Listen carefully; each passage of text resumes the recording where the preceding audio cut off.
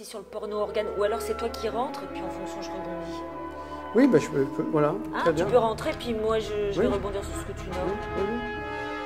Oui. Donc nous abordons maintenant cette deuxième petite partie.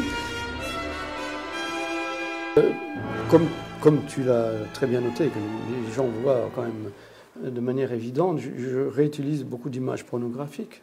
Et c'est ce que diffuse le plus notre société, puisqu'environ 50% des gens consultent des images pornographiques sur Internet.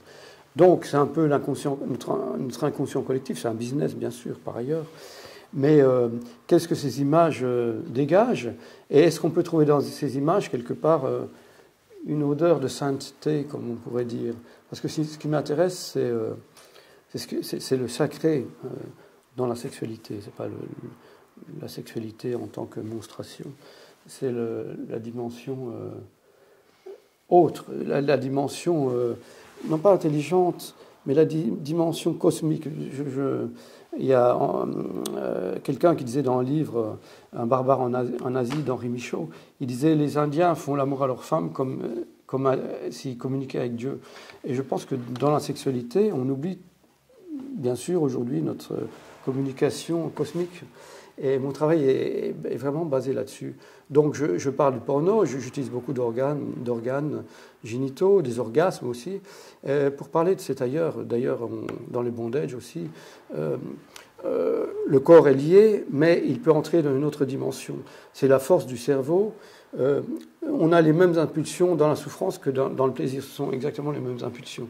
Et donc nous, on peut switcher. C'est le libre arbitre de switcher la douleur en plaisir. Et c'est ce qui m'intéresse, c'est cette mutation, cette transformation, cette métamorphose de la douleur en plaisir ou du plaisir en douleur inversement, et peut-être l'abandon du corps aussi pour passer au-delà du corps. Voilà. Oui, alors moi j'entends la question du sacré, hein, de la sublimation du plaisir et d'une jouissance très transversale. J'entends la question du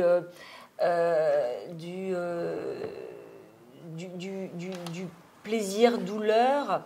Alors là, pour le coup, la sexologue va dire toujours si c'est cadré, désiré et joué. Parce que le sexe doit toujours être joué. Mais en attendant, j'entends bien, effectivement, mais l'art est un jeu. Exactement. L'art est un jeu, oui, bien sûr. Et en fin de compte, on est toujours un peu dans des jeux limites, d'invitation. Et c'est vrai qu'après la transcendance, la transcendance dans la jouissance pour moi est un cadeau qu'on peut se faire à travers le désir et le plaisir sexuel. C'est une vraie question fondamentale. Et du coup, dans ton travail,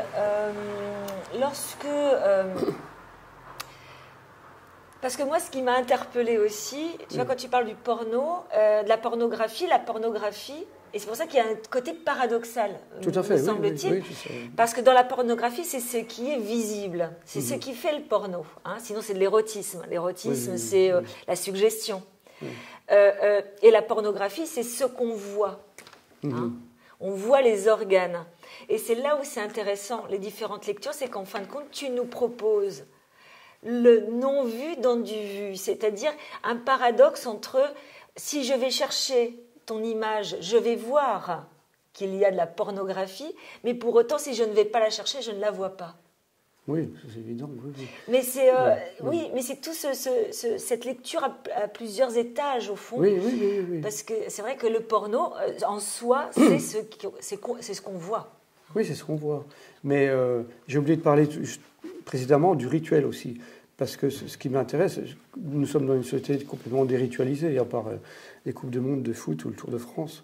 Il n'y a plus vraiment de rituel, quelque part, qui nous relie à la nature, avec un grand antenne. Bon, on l'a redéfini aujourd'hui différemment. Mais c'est toute cette reconnexion que j'essaie de réintégrer dans mon travail, avec les patterns. Et tu as raison, oui, c'est bien. Voilà.